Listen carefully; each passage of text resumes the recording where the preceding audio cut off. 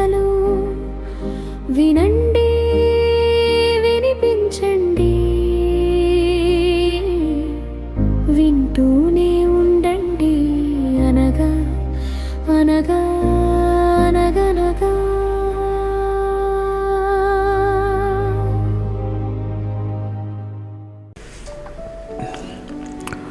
Mohanavani Telugu podcast వింటున్న శ్రోతలందరికీ హృదయపూర్వక ధన్యవాదాలు.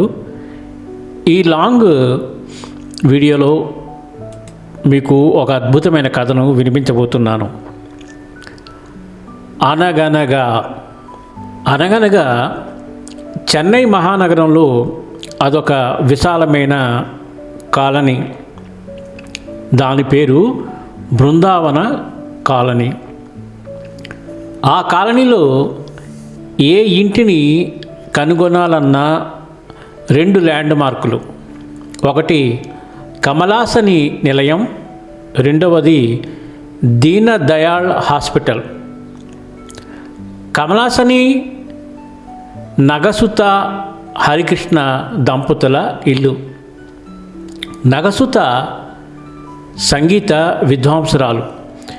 ఎంతోమందికి ఉదారంగా శాస్త్రీయ సంగీతం నేర్పుతుంది. ఒకరోజు సాయంత్రం చిన్నపిల్లలు క్లాసు జరుగుతున్నది. ఒక 8 ఏళ్ల పిల్లవాడిని తల్లి తీసుకుని వచ్చింది. ఆ పిల్లవాడి పేరు వాసుదేవ్ అని చెప్పింది. పిల్లవాడిని సంగీతం క్లాసులో చేర్చి వెళ్ళిపోయింది. వాసుదేవ్ ఏకసంధాగ్రహి. కమలాసని ఇంటి ముందు నుండి దీన్ దయాళ్ ఆసుపత్రికి అంబులెన్సులు వెళ్తూ ఉండేవి. ఎంత ఏకాగ్రంగా సంగీతం క్లాసు సాగుతున్నా సరే అంబులెన్సు శబ్దం వినపడగానే వాసుదేవు పాడడం ఆపేసి నారాయణ నారాయణ నారాయణ అంటూ కళ్ళు మూసుకుని ఉండిపోయేవాడు. క్లాసుకి అంతరాయం కలిగేది. ప్రతిరోజు ఇలాగే జరుగుతూ ఉంటే ఒకరోజు టీచరు గట్టిగా కోప్పడింది. వాసుదేవ్ ఏడుస్తూ క్షమించండి టీచర్ అంటూ దండం పెట్టాడు. టీచర్కి జాలి వేసింది. నాయనా, పాఠం చెబుతున్నప్పుడు నువ్వు ఎందుకు అలా చేస్తావు అన్నది కళ్ళు తుడుస్తూ. అప్పుడు వాసుదేవ్, టీచర్, మా అమ్మ ఏం చెప్పిందంటే అంబులెన్స్ సౌండ్ వినబడినప్పుడు మనం చేస్తున్న పనిని ఆపి ఆ రోగి వెంటనే ఆరోగ్యవంతుడు కావాలని నారాయణ స్మరణ చేయాలని మా ఇంట్లో అందరం అలాగే చేస్తాం టీచర్, అందుకే అలా చేశాను అన్నాడు చొక్కాతో కళ్ళు తుడుచుకుంటూ. టీచర్ కళ్ళే కాదు, అక్కడ పిల్లలందరి కళ్ళు వాళ్ళకి తెలియకుండానే వర్షించాయి. నాయనా వాసుదేవ్, నేను కాదురా, నీవే నా గురువని అంటూ కౌగిలించుకున్నది. టీచర్ అతడి తల నిమురుతూ, టీచర్, నేను పెద్దయిన తర్వాత హాస్పిటల్స్కి అంబులెన్స్ కొనిస్తాను. ఇది మా అమ్మ కోరిక టీచర్ అన్నాడు. కళ్ళు పెద్దవి చేసి చేతులూపుతూ తదాస్తు అన్నది టీచర్ మనసులోనే. అలా 6 ఏళ్ళు గడిచాయి. సంగీతం చాలా బాగా అబ్బింది వాసుదేవికి. అతని తండ్రి గారికి ట్రాన్స్ఫర్ అవడంతో వేరే ఊరు వెళ్ళిపోయారు వాళ్ళు. అలా కాలం గిర్రున తిరిగిపోయింది. ఒకరోజు పొద్దున్న ఓ పిల్లవాడి చేయి పట్టుకుని తెల్లని డ్రెస్సులో హుందాగా ఉన్న వ్యక్తి కమలాసని ఇంటి గేటు తీసుకుని లోపలికి వచ్చాడు. అమ్మా, ఎవరో వచ్చారు అని చెప్పింది ఇంట్లోని అమ్మాయి.